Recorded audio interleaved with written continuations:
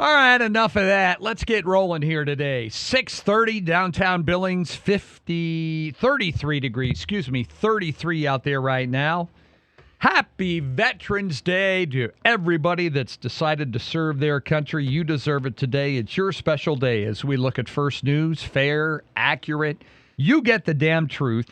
President Joe Biden and President-elect Donald Trump will meet Wednesday in the Oval Office. The meeting between the outgoing and the incoming happens usually every year. When President Trump left, he did not host Joe Biden in a sit-down afterwards. Trump sought the presidency 4 years later and defeated overwhelmingly his vice president, Kamala Harris. The White House said Biden called Trump last week, congratulated him, and invited him to meet for a meeting this week at the Oval Office. There is a Manhattan judge today poised to decide whether to uphold Donald Trump's non-disclosure agreement trial or dismiss it based on immunity grounds. The judge, Juan Merchan, who was a rogue judge anyway, daughter worked for the Biden campaign, he's a huge Democrat donor, said he will deal with it on his own. Lawyers have been fighting for months to reverse the conviction. It's on appeal anyway. That's the conviction that news media outlets used to portray Trump as a felon as he ran for president. By the way, this week, the Republicans will have to pick a new leader for the Senate. Mitch McConnell is retiring. Senator John Thune of South Dakota, John Cornyn of Texas, Rick Scott of Florida, all running. They'll run in secret ballot on Wednesday as Mitch McConnell steps aside.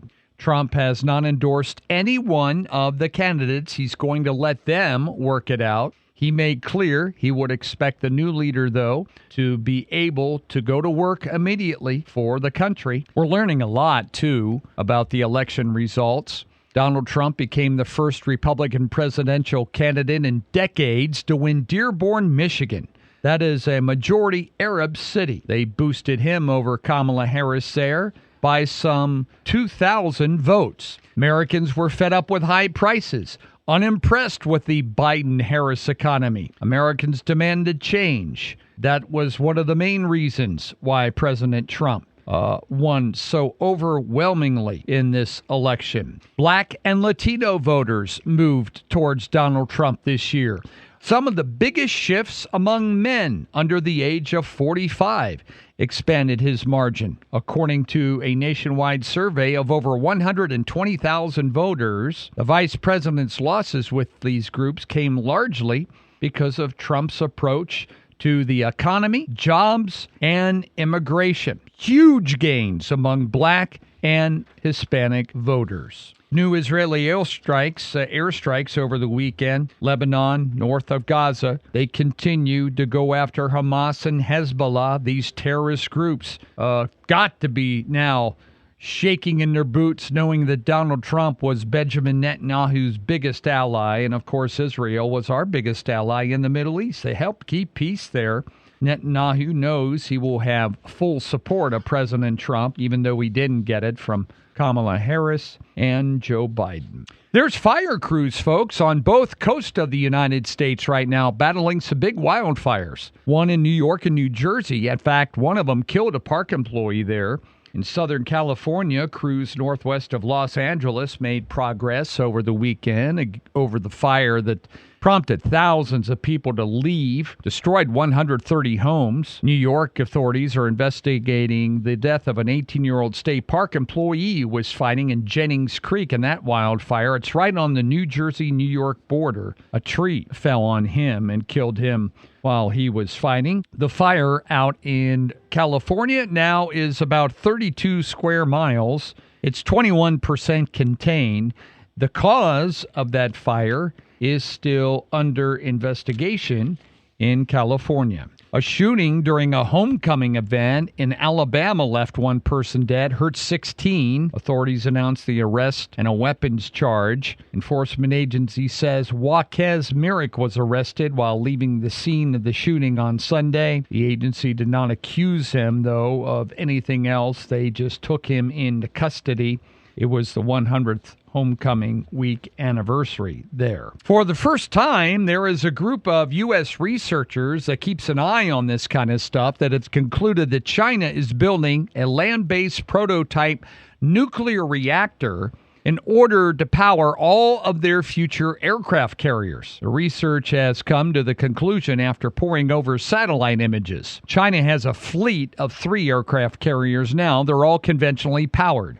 But a nuclear-powered carrier, according to experts, would place China in the exclusive ranks of first-class naval powers and allow the country to project their naval power further into the Pacific and beyond. Chinese President Xi has tasked his defense officials with building a first-class navy and becoming a maritime power, part of the blueprint for his country's rejuvenation. China already has 370 ships and submarines now. They have the world's largest navy as we continue to fall further behind. The only advantage we have Navy-wise is the United States has 11 aircraft carriers. All of them are nuclear-powered, allowing us to keep multiple strike groups deployed around the world at all times. Well, authorities said more than half of the monkeys that were bred for medical research that escaped in South Carolina have been recovered. Another 24 were captured, bringing the total number recovered now to 25. 43 of the monkeys made a break for it last Wednesday when an employee there didn't lock the door when she fed and checked on them. Officials said the sizable group still remains active along the compound's fence line. They're bedded down in the trees, but they hope that they can get them all rallied up. European markets moving a little higher today, catching up with some record-setting gains by U.S. stocks and Bitcoin. Bitcoin punched through the $82,000 level for the first time. Asian stocks fell in China. China has announced a new stimulus package for a lot of their economy over there, an $839 billion plan to help refinance some of the mountains of debt that they have going on. As far as we're concerned, the S&P 500 was up 0.4 of a point on Friday. Briefly crossed the 6,000 level for the first time and then faded back down behind it again. The Dow Jones Industrial Average climbed 0.6 of a point Friday. NASDAQ was also up 0.1 of a point on Friday. The Dow closed at 43,988. Crude oil lost 8 cents, down to $70.30 per barrel in electronic trading. Since they started selling cars back in 2013, Carvana has disrupted the U.S. used vehicle market with this no-haggle pricing and an online buying process that cuts out the often dreaded salesmen and sales managers. The Tempe, Arizona company took advantage of many buyers' fear of negotiating with a dealer and just lets them buy a vehicle via computer and then they deliver it right to your house. The CEO, Ernie Garcia, said the company has lower costs than dealerships because they don't have expensive real estate, places across the nation, or anything. It has 17 centers now nationwide where the used vehicles are reconditioned before they sell them. So far, the company has sold 2 million vehicles, with sales now running at about 400,000 vehicles per year. Wow. From Carvana. They buy them and then they deliver them right to your home. Many veterans who have started small businesses, they all tell of a similar story, how service prepared them mentally for the task, and they were disadvantaged when it came to the financial part.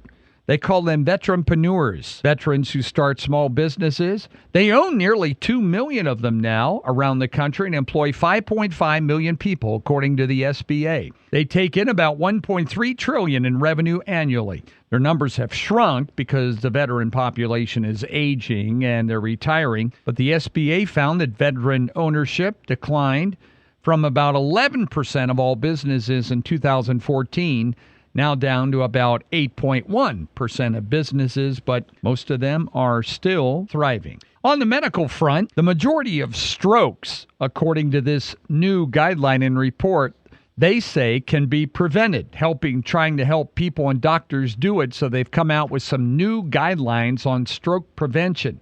from the American Heart Association, including recommendations for people and doctors that reflect a better understanding of who's getting the strokes and why, and some of the new drugs that are out there. Stroke is the fourth leading cause of death in the United States. More than 500,000 Americans have a stroke every year. Up to 80% of strokes may be preventable, though, they say now. Better nutrition, exercise, identification of a lot of those risk factors. A stroke happens when blood flow to the brain is blocked, and then part of that blood vessel there in the brain bursts. That deprives the brain of oxygen, and that's what causes the brain damage. Moving your body can help. Just getting up and walking around for 10 minutes a day, according to Dr. Cheryl Bushnell, is a neurologist at Wake Forest University. Just 10 minutes a day can reduce your stroke. Regular exercise reduces blood pressure, and the Heart Association recommends 150 minutes of moderate aerobic exercise a week. There are new tools out there to help prevent it, new tools to help doctors identify people who could be at higher risk, but they're making breakthroughs, folks, on stroke.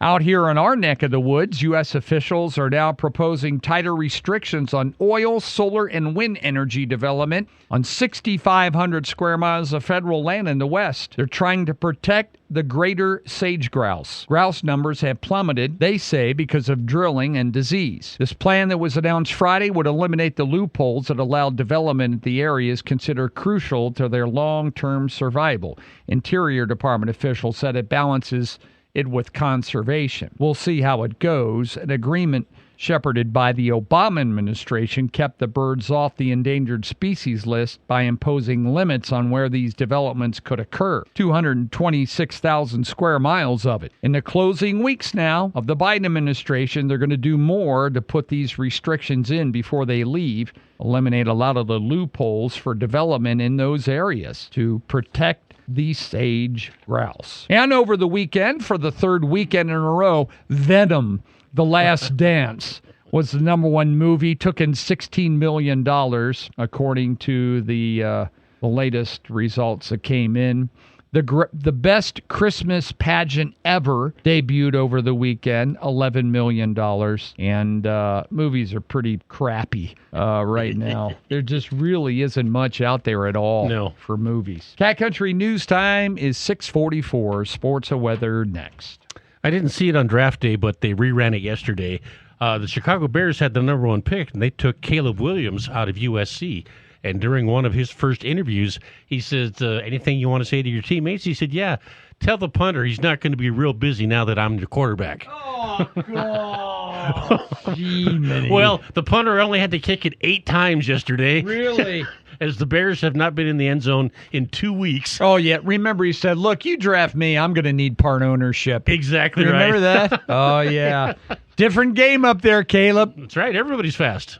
Today looks like it's going to be the nicest day of the week. Partly sunny skies, 58 degrees. That's real nice. Average this year, we're usually around 48 for the high, but we're going to be at 58 today. And tomorrow, pretty good chance of rain. We got about a 90% chance of rain in the morning tomorrow. Then looks pretty good the rest of the week, 50s, upper 40s. So, we are getting towards middle November, 1st of December here. So we're blessed with some real good stuff out there. It's 33 now. Skies are mostly clear, still dark, 6:46, and that's what's happening. Mark and Paul here together. Happy Veterans Day to all those of you out there that proudly wore that uniform. Glad to have you on board the Cat.